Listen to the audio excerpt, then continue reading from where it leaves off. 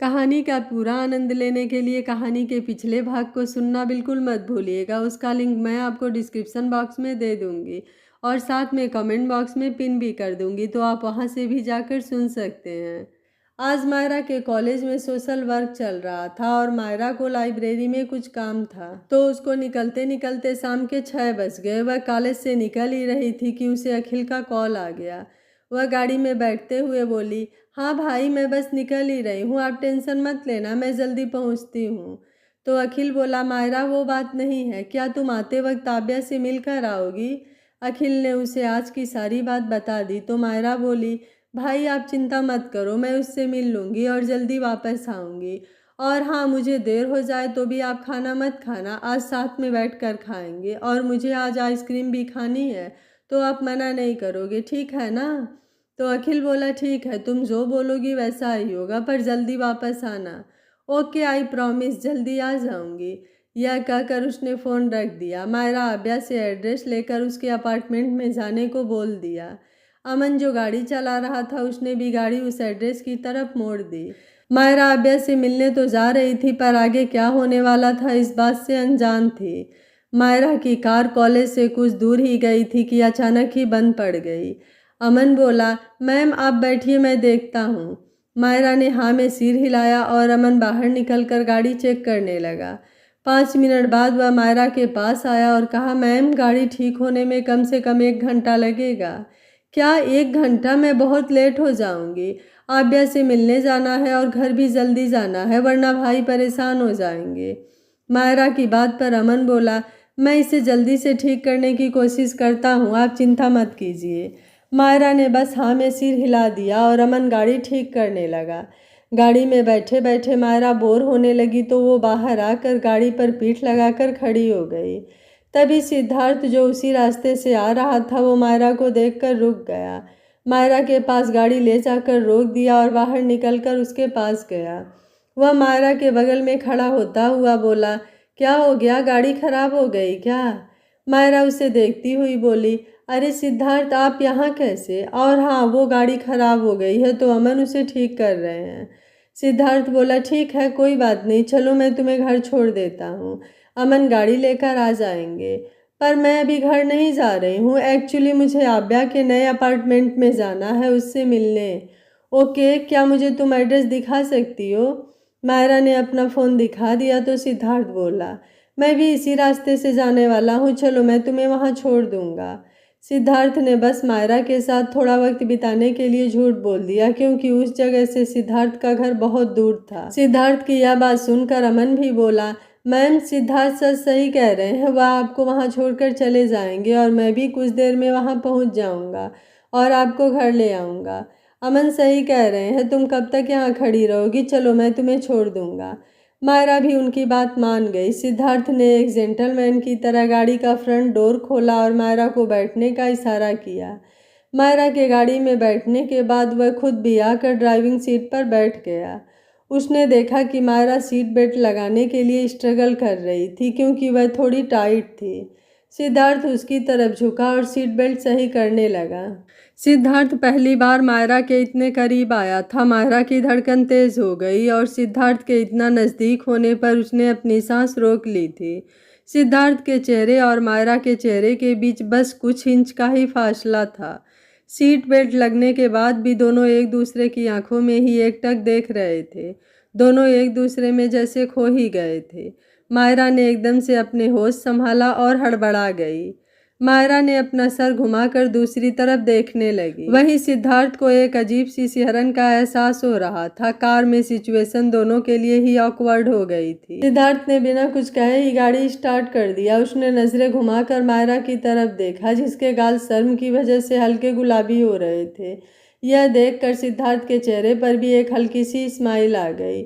गाड़ी चलते वक्त सिद्धार्थ का ध्यान सामने था और मायरा की नज़र जैसे ही सिद्धार्थ पर पड़ी तो उसकी नज़रें जम सी गई। वह एकटक उसे निहारने लगी। सिद्धार्थ के फेशियल फीचर्स बहुत ज़्यादा शार्प थे। साइड एंगल से देखने पर भी वह किसी प्रिंस से कम नहीं लग रहा था। वह किसी इंटरनेशनल मॉडल की तरह ही गुड लुकिंग था। सिद्धार्थ को मायरा की नज़रों का एहसास हुआ तो वो बिना देखे ही बोला, मायरा, माना कि तुम्हारे सामने एक हैंडसम और हॉट लड़का बैठा है, पर इसका मतलब यह तो नहीं ना कि तुम्हें उसे खुलेआम ताड़ने का लाइसेंस ले रखा है। तुम तो मुझे नज़र ही लगा रही हो। यह कहते हुए उसके होठों पर एक शरारत भरी मुस्कान थी। मायरा यह सुनकर सेब गई और बात बदलते हुए बोली, वैसे आप आज इस रास्ते से कैसे? आपका ऑफिस तो दूसरी तरफ है ना? वो मेरा दोस्त राघव मुझसे नाराज़ था क्योंकि मैंने उसे ज़्यादा काम दिया था, तो वो चित्रा के साथ डिनर पर नहीं ले जा पाया और चित्रा उससे नाराज़ थी। तो मैंने दोनों के लिए सरप्राइज डिनर प्लान किया था। मैं उन्हें वहीं छोड़ने गया था और आते वक्त तुम मिल गए। सिद्धार्थ की बात सुनकर मायरा बोली, आजकल सरप्राइज का सीजन चल रहा है क्या? आप तो हर किसी को सरप्राइज देने में लगे हो। कुछ खास है क्या? सिद्धार्थ ने मुस्कुरा कर कहा, हाँ खास तो है। यह समझ लो कि मुझे मेरी खोई हुई कोई कीमती चीज़ मिल गई है जिससे मैं बहुत प्यार करता हूँ और जिसे मैं हमेशा अपने पास रखना चाहता हूँ। मायरा बस उसे नासमझी से देख रही थी। इधर आब्या के अपार्टमेंट में अभय ने एक आदमी को कुछ पैसे दिए और उसे तीसरे फ्लोर पर भेज दिया। वह आदमी तीसरे फ्लोर पर जाकर सीढ़ियाँ चढ़ते हुए वहाँ से गिरने का नाटक करने लगा। वह नीचे गिरा तो उसके सर पर कुछ चोट लग गई थी और वह बेहोश होने का नाटक करने लगा। अखिल ने आब्या के अपार्टमेंट के बाहर जिस बॉडीगार्ड को रखा था, उसने जैसे ही उस आदमी की यह हालत देखी तो दौड़कर उसके पास गया। वह उस आदमी को सहारा देकर उठाने की कोशिश करने लगा। तभी किसी ने उसके सर पर तेजी से लोहे की रॉड से वार किया। उसके आंखों के सामने अंधेरा छा गया और वह बेसुध होकर नीचे गिर गया। तभी अभय और उसके दो दोस्त राकी और विशाल खड़े थे। अभय के हाथ में वही राड था और साथ में चेहरे पर एक खतरनाक स्माइल। आब्या अपने अपार्टमेंट में थी और सोफों पर कुशन लगा रही थी। तभी उसकी डोरबेल बजी।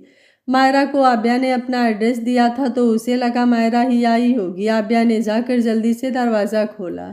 आब्या ने जैसे ही दरवाजे के बाहर खड़े इंसान को देखा तो उसकी जान हलक में अटक गई। उसके मुंह से मुश्किल से बस इतना ही निकला, तुम? आब्या ने पूरी ताकत लगाकर दरवाज़ा बंद करने की कोशिश की, पर उस आदमी ने धड़ाम की आवाज़ के साथ दरवाज़ा खोला तो आब्या थोड़ी पीछे हट गई। अभय, राकी और विशाल तीनों बेधड़क अंदर आ गए।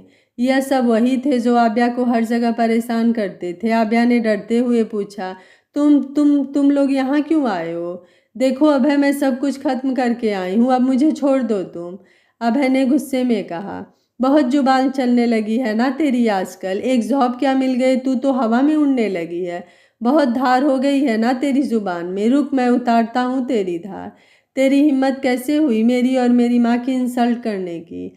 लगता है पिछले बार की मार भूल गई हो। बदन से पिटने के निशान मिट गए हैं शायद। कोई ना, मैं फिर याद दिला दूंगा। यह कहकर वह अपनी बेल्ट निकालने लगा। आब्या उसे घबराई हुई नज़रों से देख रही थी और भागने के बारे में सोच ही रही थी कि तभी विशाल ने उसके बालों को बेरहमी से पकड़ लिया और कहा, आप कहाँ जाओगी बेबी? आब्या ने आखिरी कोशिश करते हुए कहा, देखो जाने दो मुझे वरना मैं चिल्लाऊंगी। रॉकी एक भद्दी सी हंसी हंसते हुए उसकी तरफ आया और अपने हाथ में पकड़े शराब की बोतल को पास टेबल पर रखते हुए कहा, अब इस बेचारी को तो कुछ पता ही नहीं है। यह कहकर वह हंसने लगा। अभय उसके पास आया और उसके गालों को अपने एक हाथ से दबाते हुए बोला, मेरी प्यारी बहना, तुम्हें यहाँ आने से पहले इस जगह के बारे में कुछ जान लेना चाहिए था ना। वो क्या है ना कि इस पूरी बिल्डिंग में बहुत कम लोग रहते हैं और ख़ासकर इस फ्लोर पर तो तुम्हारे अलावा कोई नहीं रहता है। तो तुम जितना चाहे उतना चिल्ला सकती हो, हम बिल्कुल नहीं रोकेंगे तुम्हें। मैं इतना बुरा भाई भी नहीं हूँ।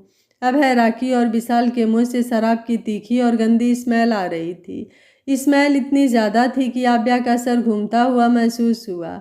आब्या ने किसी तरह खुद को छुड़ाया और वहां से निकलने लगी तो अभय ने उसे खींचकर दूसरी तरफ पटक दिया। आब्या गिर गई और उसके सर पर चोट लग गई और खून छलक आया। तीनों आब्या के पास आ गए और आब्या मदद के लिए चिल्लाने लगी और गिड़गिड़ाने लगी, प्लीज़ छोड़ दो मुझे, हेल्प, प्लीज़ हेल्प, कोई है, बचाओ, हेल्प मी। तभी अभय ने उसे एक थप्पड़ मारा। सिद्धार्थ और मायरा दोनों बिल्डिंग के पास पहुंच जाते हैं। मायरा कार से निकली और बोली, thank you so much Siddharth, वैसे आप चले जाओ, अमन आ जाएंगे थोड़ी देर में। Okay bye, good night. Siddharth ने भी गुड नाइट कहा तो मायरा बिल्डिंग के अंदर चली गई। सिद्धार्थ गाड़ी स्टार्ट ही कर रहा था कि उसे नेहा का कॉल आ गया। उसने कॉल पिक किया और बात करने लगा। मायरा आब्या के अपार्टमेंट के पास पहुंची तो उसे आब्या के चीखने की आवाज़ सुनाई दी। वह भागकर उसके घर के डोर पर गई तो देखा कि अभय आब्या को थप्पड़ मार रहा था और बाकी दोनों ने आब्या को पकड़ा हुआ था। मायरा को कुछ समझ नहीं आया तो उसने जल्दी से सिद्धार्थ को कॉल लगा दिया। सिद्धार्थ ने जब मायरा का कॉल देखा तो नेहा को होल्ड करने को बोल मायरा का कॉल पिक किया। मायरा हेलो बोल पाती इससे पहले ही विशाल ने उसका फ़ोन छीन लिया और कहा, भाई आज तो एक के साथ एक फ्री मिल गई, या तो खुद ही चली आई और तेरी इतनी हिम्मत कि तू यहाँ आ गई इसे बचाने और ऊपर से किसी को कॉल कर रही है। मायरा चिल्लाते हुए बोली, छोड़ो छोड़ो मुझे। विशाल ने उसके बाल पकड़ लिए तो मायरा एकदम से चिल्ला पड़ी। उधर कॉल पर सिद्धार्थ यह सब सुनकर बिल्डिंग के अंदर आ चुका था और मायरा की चीख सुनकर और भी घबरा गया। उसे अब लिफ्ट पर गुस्सा आ रहा था कि यह जल्दी क्यों नहीं चल रही है। मायरा ने विशाल को अपनी पूरी ताकत के साथ एक थप्पड़ मारा और आब्या के पास पहुंच गई। वह बोली, आब्या तू ठीक तो है ना, चल चलते हैं यहाँ से। वह उसे लेकर जाने लगी तो अभय बीच में आ गया और रॉकी ने आब्या को पकड़ लिया।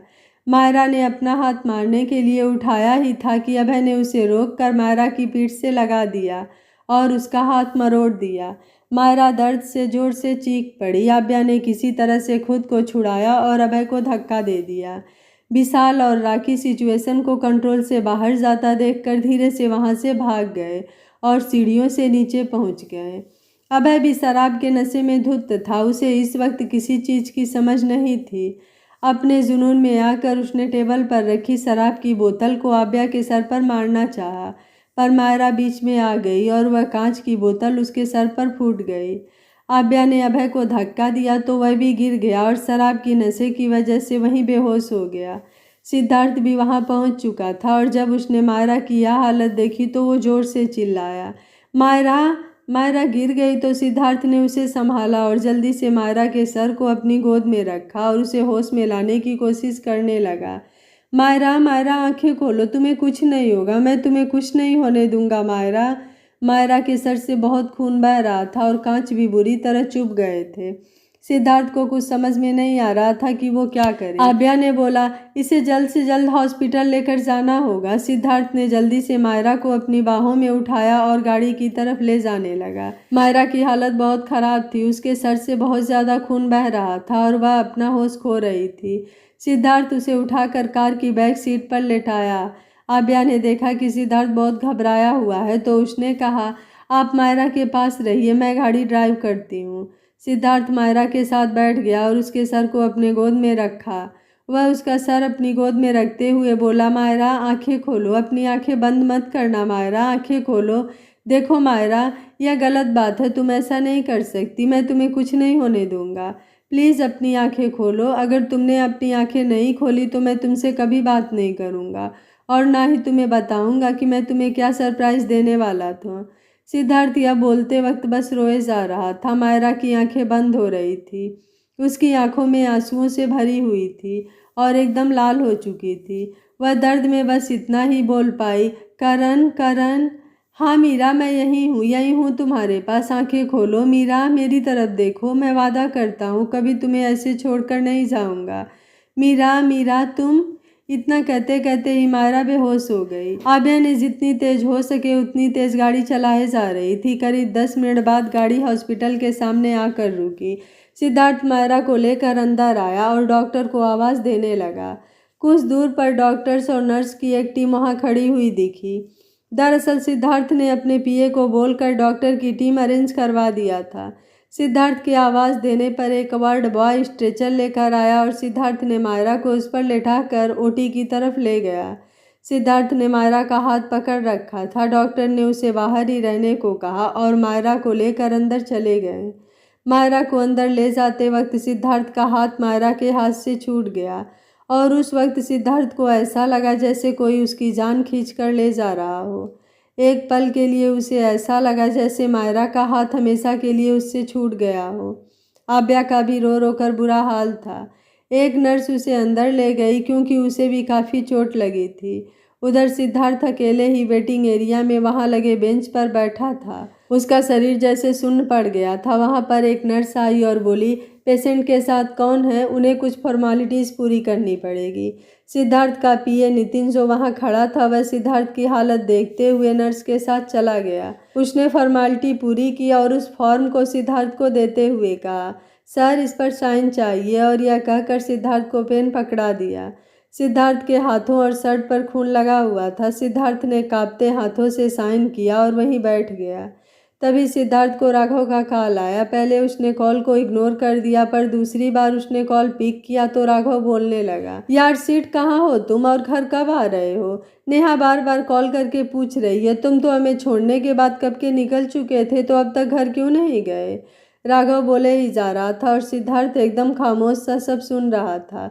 राघव को कुछ अजीब लगा तो उसने पूछा, हेलो सीट, तुम सुन रहे हो ना? उधर से कुछ रिस्पॉन्स नहीं आया तो उसने फिर से पूछा, सीट कहाँ हो तुम, सब ठीक है ना? उसने थोड़ी तेज़ आवाज़ में बोला, सीट क्या तुम सुन रहे हो? सिद्धार्थ ने अपनी कांपती हुई आवाज़ में कहा, राघव। इतना बोलते ही राघव परेशान हो गया और बोला, सीट तुम ठीक नहीं हो, क्या हुआ है, तुम ऐसे क्यों बात कर रहे हो? राघव वो मायरा, तुम जल्दी से सिटी हॉस्पिटल आ जाओ। सिद्धार्थ के यह कहने पर राघव ने और कुछ नहीं पूछा और फ़ोन कट कर दिया। वह अभी भी अपनी डिनर पर था तो उसने ड्राइवर को चित्रा को घर छोड़ने को बोलकर खुद कार लेकर हॉस्पिटल के लिए निकल गया। सिद्धार्थ बेंच पर खामोशी से बैठकर सुनने में ताक रहा था। तभी आव्या उसके पास आई और बोली, सिद्धार्थ सर। सिद्धार्थ ने सर उठाकर देखा तो आव्या उसके पास बैठी थी। सिद्धार्थ ने अपने गुस्से भरी और सख्त आवाज़ में पूछा, कौन थे वो लोग और वह लोग क्या कर रहे थे तुम्हारे अपार्टमेंट में, और यह सब कैसे हुआ? आव्या ने अपना सर नीचे कर लिया और अपने आंसू छुपाने की कोशिश करने लगी। सिद्धार्थ ने उसे देखा और थोड़ा नरमी से बोला, आव्या मैं तुम्हारे भाई जैसा हूँ, तुम बस मुझे बताओ कि यह सब कैसे हुआ और किसने किया, मैं उसे छोड़ूंगा नहीं। सिद्धार्थ की बातों में केयर साफ नजर आ रहा था। आव्या उसकी बात सुनकर अपने आंसुओं को और कंट्रोल नहीं कर पाई और फूट फूट कर रोने लगी।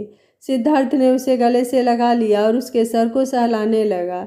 उसने उसे छोटे बच्चों की तरह चुप कराया और उसके आंसू पोंछते हुए बोला, शांत हो जाओ आव्या और बताओ क्या हुआ था। आव्या ने सिसकते हुए आज दोपहर से लेकर अपार्टमेंट में जो कुछ भी हुआ सब कुछ बता दिया। सिद्धार्थ का गुस्सा अब अपने चरम पर था। वह किसी राक्षस से कम नहीं लग रहा था। कोई भी अगर उसे इस हालत में देख लेता तो डर के मारे वहीं बेहोश हो जाता। आज सिद्धार्थ का चेहरा बहुत भयानक लग रहा था। उसकी आंखों में जैसे जलती हुई अंगारें थी जो किसी को भी जलाकर राख कर सकती थी। उसने आव्या को किसी तरह से शांत कराया और वहां से उठकर चला गया। सिद्धार्थ एक खाली वार्ड में जाकर रुक गया जहां पर बस हल्की रोशनी थी और वहां की चीज़ों को उठाकर फेंकने लगा, जिस वजह से उसके हाथ पर भी चोट लग गई। नितिन भी उसके पीछे ही आ गया और उसे ऐसे देखकर वह भी डर गया।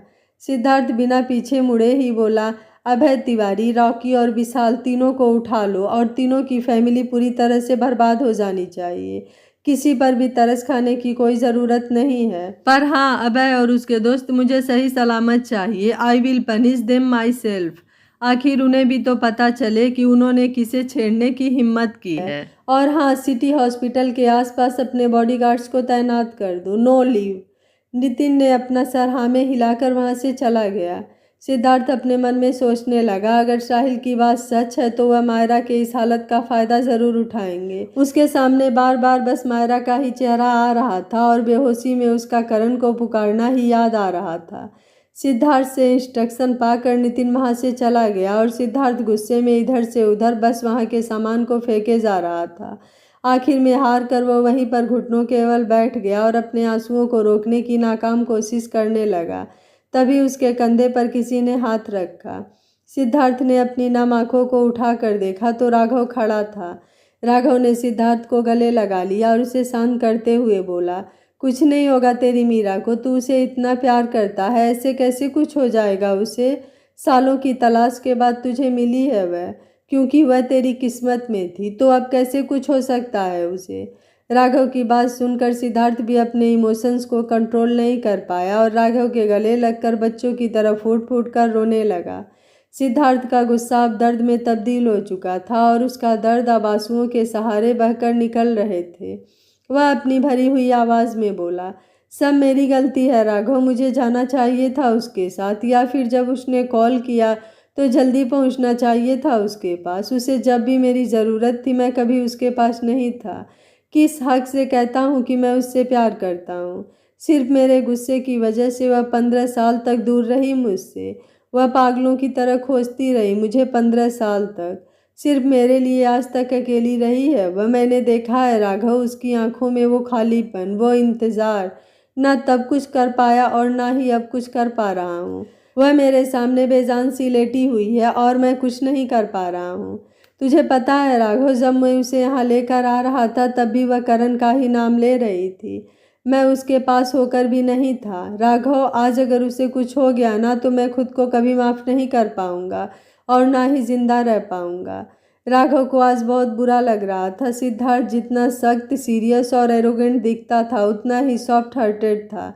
जो सिद्धार्थ आज तक किसी को भी अपने इमोशंस को शो नहीं करता था, आज वह रो रहा था जैसे किसी ने उसकी सबसे प्यारी और कीमती चीज़ को छीन ली हो। वैसे भी मायरा थी भी तो बहुत कीमती सिद्धार्थ के लिए। राघव उससे दूर हुआ और उसके चेहरे को पकड़ कर बोला, ऐसा कुछ नहीं होगा, सब ठीक हो जाएगा। खबरदार जो आगे से ऐसी बात कही तो वह जल्दी ठीक हो जाएगी। राघव ने उसे शांत किया और पूछा, तुमने अखिल को इन्फॉर्म किया है? नहीं, मेरी हिम्मत ही नहीं हुई उसे बताने की। तुम ही उसे इन्फॉर्म कर दो, मैं बाहर हूँ। ठीक है, रुको, यह कहकर वह नर्स को आवाज़ देने लगा। नर्स नर्स नर्स भागकर अंदर आई तो राघव ने कहा, इनके हाथ पर चोट लगी है, आप प्लीज़ इन्हें ड्रेसिंग कर दीजिए। नर्स ने हाँ में सिर हिलाया और सिद्धार्थ को लेकर चली गई। ड्रेसिंग कराकर सिद्धार्थ वहीं ओटी के बाहर बेंच पर बैठ गया और ओटी के दरवाजे को देखने लगा। बचपन में मायरा के साथ बिताया हुआ वक्त सिद्धार्थ की आंखों के सामने किसी रील की तरह चल रहा था। आज उसे वह हर लम्हे याद आ रहे थे जो उसने मायरा के साथ बिताए थे। बचपन की वह शरारतें, मायरा का मुस्कुराना, उसे हमेशा तंग करना, यही सब याद करके उसके चेहरे पर भी एक प्यारी सी मुस्कान आ गई और उतनी ही जल्दी गायब होकर उदासी में तब्दील हो गई। इधर आनंद मेंशन में अखिल लिविंग रूम में इधर से उधर टहल रहा था। न जाने क्यों पर आज उसका दिल बहुत घबरा रहा था, एक अनजाने डर से। वह कब से मायरा और आब्या को कॉल लगा रहा था पर किसी का फ़ोन नहीं लग रहा था। अब उसे टेंशन होने लगी थी। वह कब से मायरा का इंतज़ार कर रहा था और बार बार दरवाजे की तरफ ही देख रहा था। तभी उसका फ़ोन बजा। अखिल ने सोचा कि मायरा का ही कॉल होगा तो उसने बिना देखे ही फ़ोन उठा लिया और उधर से किसी के बोलने से पहले ही बोल पड़ा, हेलो मायरा, कहाँ हो तुम? तुम्हें पता है ना बेटू, मैं कब से तुम्हारा इंतज़ार कर रहा हूँ। तुम आब्या से मिली थी क्या? और तुम्हारा फ़ोन क्यों ऑफ आ रहा है? मैं कब से ट्राई कर रहा हूँ पर ना तो तुम्हारा फ़ोन लग रहा है और ना ही आब्या का। चलो छोड़ो सब, यह बताओ कि तुम घर कब तक आ रही हो? तुम्हें पता है ना, अगर तुम्हें थोड़ा भी लेट होता है तो मेरी जान निकलने लगती है। वह यह बोल ही रहा था कि किसी की आवाज़ आई, हेलो अखिल। अखिल किसी और की आवाज़ सुनकर एक पल के लिए चौंक गया। उसने फ़ोन की स्क्रीन को देखा तो राघव का नाम फ्लैश हो रहा था। उसने फ़ोन को कान से लगाया और बोला, ओ आई एम सॉरी राघव, यह मुझे लगा कि मायरा की कॉल है। वो क्या है ना कि वो अब तक घर नहीं आई है तो इसलिए। वैसे आप बताओ, आपने इस वक्त कॉल क्यों किया? कुछ काम था क्या? अखिल की बात सुनकर राघव बोला, वो अखिल? अखिल, हाँ बोलो राघव। अखिल, तुम जल्दी सिटी हॉस्पिटल आ जाओ। सिटी हॉस्पिटल पर क्यों? सब ठीक तो है ना? क्या हुआ है? राघव, तुम कुछ बोल क्यों नहीं रहे हो? राघव ने कहा, अखिल मैं तुम्हें फ़ोन पर कुछ नहीं बता सकता, तुम बस जल्दी से हॉस्पिटल आ जाओ। अखिल बोला, ठीक है मैं आ रहा हूँ। यह बोलकर उसने फ़ोन डिस्कनेक्ट किया और गाड़ी लेकर घर से निकल गया। अखिल हॉस्पिटल पहुंचा और राघव को कॉल किया तो राघव ने उसे 3rd फ्लोर पर आने को कहा तो अखिल जल्दी से वहां पर पहुंचा। वह जब वहां पहुंचा तो देखा आब्या, सिद्धार्थ और राघव वहां वेटिंग एरिया में बैठे हुए थे। आब्या के सर पर और हाथ पर पट्टी बंधी हुई थी और उसके गालों पर चोट के निशान थे। अखिल जल्दी से आब्या के पास आया और उसे पकड़ते हुए बोला, यह सब क्या है आब्या? तुम्हें चोट कैसे लगी और तुम ठीक तो हो ना? सिद्धार्थ, तुम्हारे शर्ट पर यह खून कैसे लगा और तुम ठीक तो हो ना? वह कुछ सेकंड तक तीनों के फेस को देखते रहा कि कोई तो कुछ बोलेगा। जब किसी ने कुछ नहीं कहा तो अखिल थोड़ा तेज आवाज में बोला, कोई बताएगा कि यह हो क्या रहा है? किसे क्या हुआ है? और 1 मिनट, आब्या, मायरा कहाँ है? मैं कुछ पूछ रहा हूँ, कोई बताएगा मुझे? आव्या हिम्मत करके उसके पास खड़ी हुई और उसे सब कुछ बता दिया। सारी बात जानकर अखिल तो जैसे स्तब्ध ही रह गया। उसके कदम लड़खड़ा गए और वह गिरने को हुआ तो आव्या और राघव ने उसे संभाल लिया। आव्या ने उसे बैठाया तो अखिल अपने दोनों हाथों से अपने सर को पकड़कर बैठ गया। उसके आंखों से आंसू गिरने लगे थे। उधर सिद्धार्थ को तो जैसे कुछ फर्क ही नहीं पड़ रहा था कि उसके आसपास क्या हो रहा है। वह बस नम आंखों से ओटी की तरफ ही देख रहा था। करीब 1.5 घंटे बाद ओटी के बाहर की लाइट ऑफ हुई और डॉक्टर बाहर आए। सिद्धार्थ जल्दी से उनके पास गया और बोला, डॉक्टर कैसी है वह ठीक तो है ना? क्या हम मिल सकते हैं उससे? डॉक्टर ने कहा, पहले आप शांत हो जाइए। देखिए, पेशेंट की हालत पूरी तरह से ठीक नहीं है। उनकी जान बच गई है और वह खतरे से भी बाहर है। पूरी तरह से नहीं, उनके सर पर काफ़ी गहरी चोट आई है और राइट हैंड में बस एयरलाइन फ्रैक्चर है। फिलहाल तो ब्लीडिंग बंद हो गई है, पर बहुत ज़्यादा ब्लड लॉस होने की वजह से वो अभी बेहोश हैं। पर यह कहकर वह चुप हो गए। पर क्या डॉक्टर? अखिल ने कहा, देखिए, जैसे कि मैंने कहा कि यह पूरी तरह से खतरे से बाहर नहीं है। हमें इन्हें ऑब्जर्वेशन में रखना होगा और जब तक इन्हें होश नहीं आता तब तक हम कुछ नहीं कह सकते। कल सुबह तक अगर इन्हें होश आ गया तो कोई परेशानी नहीं है, पर अगर होश नहीं आया तो ये कोमा में भी जा सकती हैं। यह सुनकर सिद्धार्थ को गुस्सा आ गया और उसने डॉक्टर का कॉलर पकड़ लिया और बोला, क्या मतलब है कि आप कुछ नहीं कर सकते? आपको कुछ करना होगा। मुझे वह सही सलामत चाहिए, उसे कुछ नहीं होना चाहिए। अखिल और राघव ने उसे छुड़ाया और बोले, ये क्या कर रहे हो सिद्धार्थ? पागल हो गए हो क्या? शांत हो जाओ, मायरा को कुछ नहीं होगा। अपने दिमाग को शांत करो। अखिल ने डॉक्टर की तरफ देखा और बोला, I am so sorry doctor. उन्होंने कुछ नहीं कहा और अपना सर हिलाकर चले गए। कुछ देर बाद मायरा को भी ओटी से बाहर निकाला गया और एक वीआईपी वार्ड में शिफ्ट कर दिया गया। सिद्धार्थ वहीं बैठा रहा और अखिल ने बस उस वार्ड की डोर की कांच से झांक कर मायरा को देखा। उसकी आंखें नम थी। उसे तो अब भी यकीन नहीं हो रहा था कि उसकी छोटी सी परी, जिससे शाम को वह मुस्कुराते हुए बात कर रहा था, वह अब उसके सामने मशीनों से घिरी हुई जिंदगी और मौत से लड़ रही थी। राघव ने अखिल के कंधे पर हाथ रखा और बोला, अखिल, आप घर जाओ और मायरा के लिए कुछ कपड़े और उसकी ज़रूरी चीज़ें ले आओ। वह कंफर्टेबल रहेगी और तब तक हम यहीं हैं उसके पास। अखिल ने कुछ नहीं कहा और जाने लगा तो राघव ने आभ्या को भी अखिल के साथ भेज दिया। अखिल के जाने के बाद सिद्धार्थ वार्ड के अंदर गया और मायरा के पास बैठ गया। हालांकि वार्ड के अंदर जाने को मना किया गया था। वह अंदर गया तो वहां खड़ी नर्स भी चुपचाप बाहर चली गई, क्योंकि वह जानती थी कि सिद्धार्थ कौन है और क्या कर सकता है। सिद्धार्थ हौले से मायरा के हाथ को पकड़कर बैठ गया। मायरा के सर पर बहुत सारी पट्टी बंधी हुई थी और उसके दाहिने हाथ पे प्लास्टर लगा हुआ था। उसके चेहरे पर ऑक्सीजन मास्क लगा हुआ था और बाएं हाथ पर कैनुला लगा हुआ था। वह बोला, मायरा, तुम ना जल्दी से ठीक हो जाओ। तुम्हारा करण हमेशा तुम्हारे पास है। I am so sorry. Please मुझे माफ़ कर दो। मेरे गुस्से की वजह से तुम्हें इतने साल अकेले रहना पड़ा। तुम जो सज़ा दोगी मैं मानने को तैयार हूँ, पर यह सज़ा नहीं। तुम मुझे ऐसे अकेले नहीं छोड़ सकती। तुम मुझसे अपने दिल की बात भी तो कहनी है कि कितना प्यार करता हूँ मैं तुमसे, और अभी नहीं, बचपन से करता आया हूँ। मायरा, तुम्हें याद है कैसे तुम मुझसे गुस्सा होती थी तो कितनी ज़ोर से मेरे कान खींचती थी? तुम्हें पता है, आज भी जब तुम्हारा गुस्सा याद करता हूँ ना तो मेरे कान दर्द करने लगते हैं। कैसे तुम मुझे हर वक्त अपनी बातों से इरिटेट करती थी, हर वक्त मेरा सर खाती थी और मैं हमेशा तुम्हें चुप करने को बोलता, पर सच तो यह है कि तुम ऐसे चुप अच्छी नहीं लगती। किसी नमूने का सर खाते हुए ही अच्छी लगती हो। मैंने तुमसे यह बात छुपाई कि मैं ही करण हूँ। इस बात से तुम नाराज़ हो ना, इसलिए मुझे भी अकेला करना चाहती हो।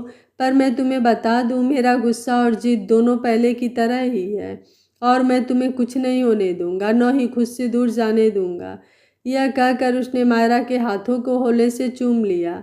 वह किसी बच्चे की तरह मायरा को जगाने की कोशिश कर रहा था। वह बस किसी भी कीमत पर मायरा की सलामती चाहता था। राघव दरवाजे के बाहर से यह सब देख रहा था। सिद्धार्थ को ऐसे देखकर उसे भी बहुत बुरा लग रहा था। उसका दोस्त उसके सामने ही टूटकर बिखर रहा था। सिद्धार्थ को ऐसे टूटे हुए वो पहली बार देख रहा था। आभ्या और अखिल घर पहुंचे। अखिल धीमे कदमों के साथ मायरा के रूम में जाने लगता है। आभ्या भी उसके साथ चल रही थी। रूम में पहुंचकर आभ्या मायरा के कुछ ज़रूरी चीज़ें लेने लगी। तभी उसकी नज़र अखिल पर गई। अखिल ने टेबल पर रखी मायरा की तस्वीर को अपने हाथों में लिया और देखने लगा। आव्या उसके पास गई और हिचकिचाते हुए उसके कंधे पर हाथ रखा। अखिल ने नम आंखों से आव्या को देखा और अचानक से उसके गले लगकर रो पड़ा। अखिल के ऐसे अचानक गले लगने से आव्या एक पल के लिए चौंक गई, पर उसने कुछ नहीं कहा। वह आव्या के गले लगकर रो रहा था और आव्या उसकी पीठ को सहला रही थी। अखिल सुबकते हुए बोला, तुम्हें पता है आव्या, मैं आज तक किसी भी रिश्तों को सही से नहीं निभा पाया, पर मायरा को एक खरोच भी आई यह मुझे बर्दाश्त नहीं। उसे जब मेरी ज़रूरत थी तब नहीं था मैं उसके पास। जब पापा का एक्सीडेंट हुआ था तो जाते वक्त मैंने उन्हें वादा किया था कि मायरा को कोई तकलीफ़ नहीं होने दूंगा, उसे कभी कुछ नहीं होने दूंगा, उसे हर खतरे से बचाऊंगा। पर देखो आज क्या हो गया। आव्या उसे चुप कराने लगी। उसने टेबल से पानी लिया और अखिल को पिलाते हुए बोली, अखिल आप ऐसा क्यों सोच रहे हैं? आप उसके लिए उसके बेस्ट भाई हैं। आपको पता है ना कि वह आपसे कितना प्यार करती है।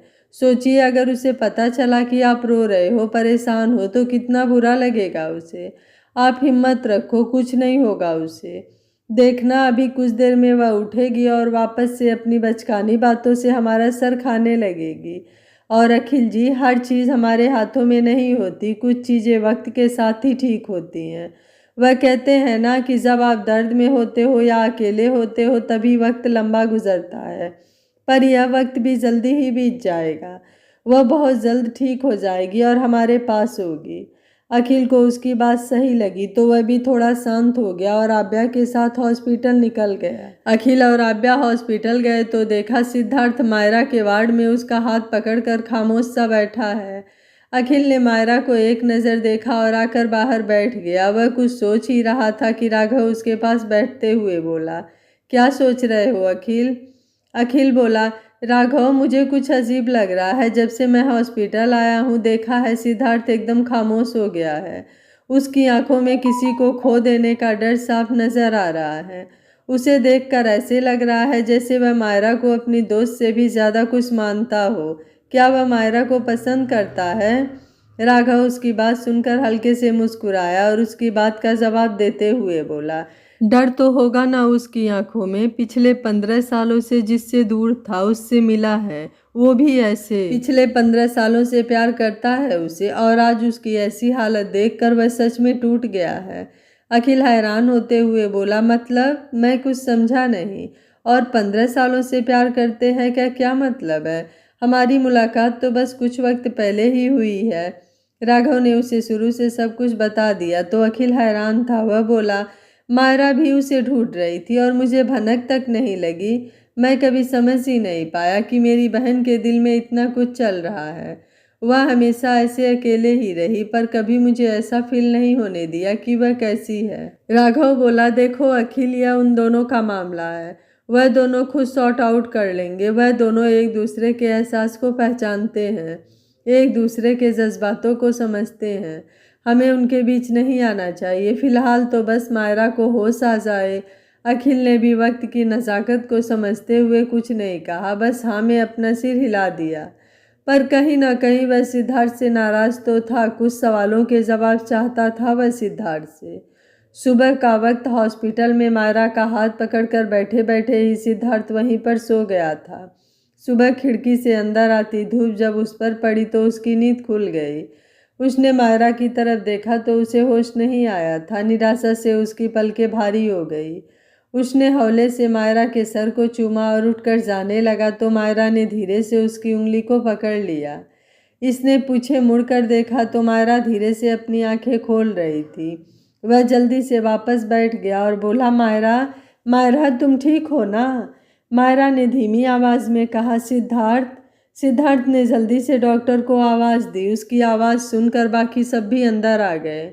जब सबने देखा कि मायरा को होश आ गया है तो सबने राहत की सांस ली। डॉक्टर ने उन सबको कुछ देर बाहर वेट करने को कहा तो सब बाहर चले गए। कुछ देर बाद डॉक्टर बाहर आए तो अखिल ने उनसे पूछा, कैसी है वो, ठीक तो है ना? क्या अब हम मिल सकते हैं उससे? डॉक्टर ने कहा, जी अब वह पूरी तरह खतरे से बाहर हैं। आधे घंटे बाद आप उनसे मिल सकते हैं, पर उन्हें काफ़ी चोट आई है तो 1 वीक तक उन्हें यहीं रहना होगा। फिर आप उन्हें घर ले जा सकते हैं, पर ध्यान रहे उन्हें कोई भी स्ट्रेस नहीं देना है और उन्हें पूरी तरह से रेस्ट की ज़रूरत है। आप सब उनका ख्याल रखें, या बोलकर वो वहाँ से चले गए। डॉक्टर के वहाँ से जाने के बाद मायरा के ठीक होने की खुशी सबके चेहरे पर साफ दिख रही थी। नर्स जब मायरा की ड्रेसिंग करके बाहर आई तो सब अंदर चले गए। अखिल गया और मायरा के सिरहाने रखी कुर्सी पर बैठ गया और उसका सर हल्का से चूम लिया। तुमने तो जान ही निकाल ली थी सबकी। आगे से ऐसा कभी हुआ ना तो मैं तुमसे कभी बात नहीं करूँगा, समझी? अखिल के यह बोलने पर मायरा अपनी धीमी सी आवाज़ में बोली, आप चिंता मत करो, मैं इतनी जल्दी कहीं नहीं जाने वाली। मैं चली गई तो आपको परेशान कौन करेगा? यह कहकर उसने अखिल को अपने पास आने का इशारा किया। अखिल उसके पास गया तो मायरा धीरे से बोली, भाई आप ऐसे क्यों रो रहे हो? आपको पता है कि आप कितने बेकार लग रहे हो। मेरी होने वाली भाभी के सामने आपका इम्प्रेशन खराब हो जाएगा और वह आपको रिजेक्ट करके चली जाएगी। मायरा ने ये बात बहुत धीरे से कही थी तो बस दोनों ही सुन पा रहे थे। उसकी बात सुनकर अखिल उसे घूरते हुए बोला, तुम्हें इस हालत में भी मजाक सूझ रहा है? मायरा मासूम सी शक्ल बनाते हुए बोली, मैं तो बस सच बोल रही हूँ। आभ्या उसे धीरे से गले लगते हुए बोली, कैसी है अब तू? तूने तो डरा ही दिया था हमें। मुझे माफ़ कर दो प्लीज़, मेरी वजह से तुम्हारी यह हालत हुई है। I am sorry. मायरा ने धीरे से उसके हाथ को थामा और कहा, तेरी कोई गलती नहीं है, तू इस बारे में बिल्कुल मत सोच, सब ठीक है। तू कहे तो तेरे साथ भागने लगूंगी अभी। कोई ज़रूरत नहीं है, चुपचाप ऐसे ही लेटी रहे, आभ्या ने कहा। मायरा सबसे बातें तो कर रही थी पर उसकी नज़रें किसी को तलाश रही थी। वो सिद्धार्थ को ही ढूंढ रही थी। सिद्धार्थ दरवाजे के पास खड़ा होकर बस मायरा को ही देख रहा था। मायरा की नज़र जैसे उस पर पड़ी तो वो हैरान रह गई। इंडिया का नंबर 1 बिजनेसमैन और परफेक्शन के साथ रहने वाला इंसान आज किसी आवारे से कम नहीं लग रहा था। शर्ट के 2 बटन खुले हुए, आंखें सूजी हुई और बाल बिखरे हुए थे सिद्धार्थ के। मायरा को सिद्धार्थ की तरफ देखता पाकर अखिल को थोड़ा अच्छा नहीं लगा, पर उसने कुछ नहीं कहा और बाकी सबको लेकर बाहर आ गया। सबके जाने के बाद सिद्धार्थ वार्ड के अंदर जाने लगा और तभी उसे एक कॉल आया। फ़ोन पर उस आदमी की बात सुनकर सिद्धार्थ का चेहरा पहले की तरह एक्सप्रेशनलेस और डार्क हो गया। उसने अपनी गुस्से भरी आवाज़ में कहा। उसने सख्ती से बस 4 शब्दों में ही जवाब दिया और बिना कुछ सुने फ़ोन काट दिया। वह मायरा के पास न जाकर उल्टे पैर वापस चला गया। वह राघव को देखते हुए बोला, मायरा का ध्यान रखना, मैं अभी आता हूँ। राघव को कुछ समझ नहीं आया, पर अखिल को पता था कि वह अभी किसके पास जा रहा है। आखिर अखिल ने भी कल रात ही अपने काम को अंजाम दे दिया था, वह भी सिद्धार्थ के साथ मिलकर। उधर वार्ड से ऐसे चले जाने पर मायरा को अच्छा नहीं लगा और न जाने क्यों वह उदास हो गई। वह खुद भी नहीं जानती थी कि वह ऐसा क्यों महसूस कर रही है। एकदम से उसकी उदासी नाराजगी में बदल गई और वह बोली, ऐसे कैसे ये मुझे इग्नोर करके चले गए? मुझे इग्नोर किया? मुझे आने दो, फिर देखती हूँ। समझते क्या हैं अपने आप को? होंगे कहीं के बड़े बिजनेसमैन, पर क्या फ़ायदा, हमेशा तो ऐसे सड़ा हुआ मुँह लेकर घूमते रहते हैं। और आज तो बहुत हो गया, मतलब हद है। यहाँ पर एक मरीज बेड पर लेटी है, पर यह नहीं कि एक बार बात कर ले। पर मैं क्यों सोच रही हूँ उनके बारे में? उनकी मर्जी, जो करना है करें, मुझे क्या? पर मुझे बुरा क्यों लगा कि वह मुझसे ऐसे बिना मिले चले गए। यह कहकर वह फिर से उदास हो गई और दरवाजे पर खड़ी आभ्या उसे ऐसे खुद से बड़बड़ाते हुए देख हंस रही थी। उधर सिद्धार्थ अपने प्राइवेट विला में पहुंचकर सीधे अपने कमरे में चला गया। उसने कपड़े निकाले और फ्रेश होने चला गया। नीचे हॉल में नेहा को एक नौकर ने बताया कि सिद्धार्थ घर आ चुका है। नेहा ने कॉफ़ी का ट्रे लिया और सिद्धार्थ के रूम की तरफ बढ़ गई। वह रूम के बाहर रुकी और नॉक करके बोली, भाई क्या आप अंदर हो? मैं आ जाऊं? वह जानती थी कि बिना उसकी परमिशन के उसके रूम में जाने की किसी को इजाज़त नहीं थी। हाँ आ जाओ। नेहा अंदर गई और सिद्धार्थ को कॉफ़ी देते हुए बोली, भाई आप कहाँ थे कल रात? आपने फ़ोन भी नहीं उठाया और आपको यह चोट कैसे लगी? यह कहते हुए उसने सिद्धार्थ के हाथ को पकड़ा। सिद्धार्थ जो कुछ ईमेल चेक कर रहा था, उसने नेहा को देखा और उसके सर पर प्यार से हाथ फेरते हुए बोला, मैं बिल्कुल ठीक हूँ, तुम चिंता मत करो। और रही कल की बात, तो वह मायरा का छोटा सा एक्सीडेंट हो गया था और मैं कल हॉस्पिटल में था। वह घबराते हुए बोली, एक्सीडेंट? पर कैसे? और अब वह कैसी है? ठीक है ना? ज़्यादा चोट तो नहीं आई उसे? और यह सब कैसे हुआ और कब? उसके इतने सारे सवाल सुनकर सिद्धार्थ उसे शांत करते हुए बोला, ओ हेलो, शांत हो जाओ। पहले तो कितने सवाल करती हो तुम। तुम्हारे सवाल सुनकर ही कहीं वह कोमा में न चली जाए। और हाँ, अब वह ठीक है। तुम चाहो तो मैं तुम्हें ले चलूँगा, तुम मिल लेना। नेहा ने बस हाँ में अपना सिर हिलाया। सिद्धार्थ को कुछ याद आया तो वह बोला, वैसे तुम आज यहाँ क्या कर रही हो? मैंने मना किया है ना कि जब मैं यहाँ न रहूँ तो तुम मत आना और अकेले मत रहना। नेहा ने झिझकते हुए कहा, वो भाई, आपने उन्हें 2 महीने से कॉल तक नहीं किया और न ही घर गए हैं। वह आपको घर बुला रहे थे। और तो और रिक्की, ऋषि और कुहू तीनों ने तो जैसे ठान ही ली है, जब तक आप उनसे मिलोगे नहीं वह आपसे बात नहीं करेंगे। सिद्धार्थ ने एक गहरी सांस ली और कहा, ठीक है, मैं देखता हूँ। तभी उसके फ़ोन की नोटिफिकेशन बेल बजी। उसने मैसेज पढ़ा तो एक डेविल स्माइल उसके चेहरे पर आ गई। उसने नेहा की तरफ देखते हुए कहा, तुम रेडी रहना, मुझे एक इम्पॉर्टेंट काम है तो मैं वह जल्दी ख़त्म करके आता हूँ, फिर हम हॉस्पिटल चलेंगे। यह कहकर वह कार लेकर निकल गया। सिद्धार्थ अपने घर से निकला और कार को एक सुनसान सी सड़क पर मोड़ दिया। कुछ देर में कार आकर एक फार्म हाउस के सामने रुकी, जिसके चारों तरफ सिद्धार्थ की ही सिक्योरिटी के एजेंसी के कुछ गार्ड्स पहरा दे रहे थे। सिद्धार्थ और नितिन सीधे अंदर गए और उस पर जाकर कॉरिडोर में बने लास्ट रूम में एंटर हुए। सिद्धार्थ गया और एक सिंगल सोफे पर किसी राजा की तरह पैर पर पैर रखकर बैठ गया और नितिन और कुछ बॉडीगार्ड्स उसके पास खड़े थे। उस रूम में 3 लड़के बेहोश पड़े थे और तीनों के हाथ पैर बंधे हुए थे। जी हाँ, यह तीनों रॉकी, विशाल और अभय ही थे। सिद्धार्थ उनकी तरफ पीठ करके बैठा था। उसने एक आदमी को इशारा किया तो उस आदमी ने बर्फ सा ठंडा पानी तीनों के मुंह पर दे मारा। पानी पड़ते ही तीनों ही एकदम से होश में आ गए और ठंडे पानी की वजह से हाँफने लगे। अभय को बहुत गुस्सा आ रहा था। उसने चिल्लाते हुए कहा, क्या हो रहा है यह सब? कौन हो तुम सब और हमें यहाँ क्यों लाया गया है? सिद्धार्थ ने उस आदमी को इशारा किया तो उस आदमी ने तीनों के हाथ पैर खोल दिए और बाकी गार्ड्स ने तीनों को पकड़ लिया। तीनों ने अभी तक सिद्धार्थ का चेहरा नहीं देखा था। अभय ने चिल्लाते हुए कहा, क्यों लाए हो यहाँ हमें? सिद्धार्थ ने अपनी सर्द और गुस्से भरी आवाज़ में कहा, तुझे आभ्या का एड्रेस कैसे मिला? तेरी हिम्मत कैसे हुई उन दोनों को आंख उठाकर भी देखने की? अभय ने घमंड से कहा, हो कौन तुम? शायद तुम जानते नहीं हो मेरे बारे में। जानते भी हो मेरे डैड कौन हैं? एटी इंटरप्राइजेस के मालिक हैं मेरे डैड। जब उन्हें पता चलेगा तो तुम सोचो कि वह तुम्हारा और तुम्हारे इन भाड़े के टट्टुओं का क्या हाल करेंगे। इसलिए शराफत से मुझे छोड़ दो। सिद्धार्थ का गुस्सा बढ़ रहा था और इस बात से अनजान अभय अपने ही घमंड में बोले जा रहा था। वहाँ खड़ा नितिन यह सब देखकर सोचने लगा, इस बेवकूफ़ को अपनी जान प्यारी नहीं है क्या? क्यों संत शेर को भड़काने पे तुला हुआ है? मुझे तो इसकी मौत साफ साफ दिखाई दे रही है। इसे पता नहीं है मेरा बास कितना निर्दयी और गुस्से वाला आदमी है। जब गुस्सा आता है तो भगवान भी इसे रोक नहीं सकता और ये मूर्खों के राजा अपनी ही मौत को बुलावा दे रहे हैं। तू तो गया बेटा। सिद्धार्थ ने फिर एक बार पूछा, मैंने कुछ पूछा है और तुम्हारी हिम्मत कैसे हुई उन दोनों को छूने की?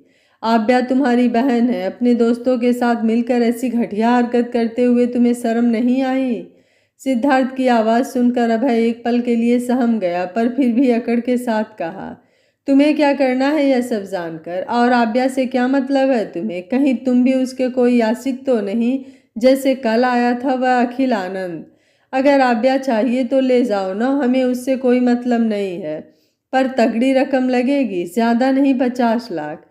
ऐस तुम करना और उन पैसों से मौज हम करेंगे। सिद्धार्थ का गुस्सा अब 7वें आसमान में पहुंच चुका था। उसकी आंखों से जैसे अंगारे बरस रहे थे। वह गुस्से से पलटा और एक भरपूर पंच उसके मुंह पर मारा और उसका गला पकड़ते हुए बोला, अपनी घटिया जुबान से उसका नाम भी मत लेना, वरना कहीं तुझे जिंदा न दफना दूं मैं। जिस आभ्या के बारे में यह तू घटिया बातें बोल रहा है ना, वह मेरी छोटी बहन है। और तेरी हिम्मत कैसे हुई मायरा को चोट पहुंचाने की? मायरा की हालत याद करते हुए उसके हाथ अभय की गार्डन पर कसते जा रहे थे। नितिन तो यह सब देखकर मन ही मन डरा हुआ था, फिर भी वह सिद्धार्थ को रोकते हुए बोला, सर क्या कर रहे हैं, रुक जाइए, वह मर जाएगा। सिद्धार्थ ने अपने गुस्से को थोड़ा कंट्रोल किया और उसका गला छोड़ दिया तो अभय बुरी तरह से खांसने लगा और जल्दी जल्दी सांस लेने लगा। सिद्धार्थ ने गुस्से में कहा, बहुत घमंड है ना तुम्हें अपने पैसे, पावर और प्रॉपर्टी का, तो ज़रा यह भी देख लो। यह कहकर उसने नितिन को इशारा किया तो नितिन ने वहां रखी टीवी ऑन कर दिया। अभय ने जब न्यूज़ देखा तो उसके तो होश ही उड़ गए। उसे ऐसा महसूस हुआ कि जैसे उसके पैरों तले से किसी ने ज़मीन एक झटके से खींच ली हो, क्योंकि न्यूज़ चैनल पर एटी इंटरप्राइजेस के बैकफुट पर होने की खबरें आ रही थी। एक झटके में अभय और उसकी फैमिली रोड पर आ चुके थे। कंपनी के बैंकक्रप्ट होने की वजह से उनका घर और बाकी सारी लीगल प्रॉपर्टी सीज हो चुकी थी। अभय जो थोड़ी देर पहले सिद्धार्थ को देखकर हैरान था कि सिद्धार्थ ओबेरॉय ने उसे किडनैप करवाया है, वह यह न्यूज़ देखकर गुस्से में आ गया और सिद्धार्थ का कॉलर पकड़ लिया। यह होते ही उसके बॉडीगार्ड्स ने जल्दी से तीनों को पकड़ लिया और उन्हें मारने लगे। तीनों मिलकर भी उन हट्ठे कट्ठे आदमियों का मुकाबला नहीं कर पाए और न ही खुद का बचाव कर पाए और कुछ ही देर में वो तीनों अधमरे हालत में पड़े थे। अभय ने अब भी अकड़ के साथ गुस्से में कहा, तुम ठीक नहीं कर रहे हो, बाद में तुम बहुत पछताओगे मिस्टर सिद्धार्थ ओबेरॉय। उसके इतना कहते ही सिद्धार्थ ने अपने एक आदमी से घन लिया और उसे शूट कर दिया। उस कमरे में तेज चिल्लाने की आवाज़ें गूंज उठी। विशाल और राकी की तो डर के मारे हालत खराब थी। दोनों ने देखा अभय जिंदा है, पर उसके बाएं कंधे पर गोली लगी थी। सिद्धार्थ ने अपनी सर्द आवाज में कहा, मेरा निशाना कभी चूकता नहीं है, तू बस इस बात की शुक्र मना कि मेरी मायरा सही सलामत है। इस वजह से तेरी सांसें चल रही है, वरना इस रिवाल्वर की सारी गोली कुछ सेकंड में तेरी खोपड़ी में उतार सकता हूँ। तुझे मौत के दर्शन कराने में मुझे कोई दिक्कत नहीं होगी। फिर उसने एक आदमी से कहा, इन्हें घसीटते हुए ले जाओ और फेंक कर आओ इनके घर वालों के सामने, और इनकी हालत ऐसी करना कि यह जिंदगी भर याद रखें। यह कहकर सिद्धार्थ वहां से चला गया। सिद्धार्थ वहां से नेहा को पिक करने के लिए निकला, तभी उसके फ़ोन पर किसी का कॉल आया। सिद्धार्थ जो पहले से ही भड़का हुआ था, अब कॉलर आईडी को देखने के बाद उसके चेहरे पर गुस्सा और इरिटेशन साफ देखी जा सकती थी। आखिर सिद्धार्थ के पास किसका कॉल आया था, क्यों वह उस कॉल से इतना इरिटेट हो गया था। सिद्धार्थ जब मायरा के पास हॉस्पिटल पहुंचेगा तो मायरा का क्या रिएक्शन होगा। क्या अखिल आव्या को अपने प्यार का इजहार कर पाएगा। क्या मायरा और सिद्धार्थ एक दूसरे की भावना को समझते हुए साथ हो पाएंगे। मायरा और सिद्धार्थ का प्रेम इन उतार चढ़ाव और सस्पेंस के साथ किस तरफ जाएगा। इन सारे सवालों का जवाब जानने के लिए देखते रहिए कहानी का अगला भाग। कहानी के 2-3 भागों में इस कहानी के बहुत से राज खुलने वाले हैं, इसलिए कहानी को देखना बिल्कुल मत भूलिएगा। वीडियो पसंद आ रही है तो वीडियो को लाइक, शेयर एंड चैनल को सब्सक्राइब कर लीजिएगा। Thank you for watching. मिलते हैं कहानी के अगले भाग में।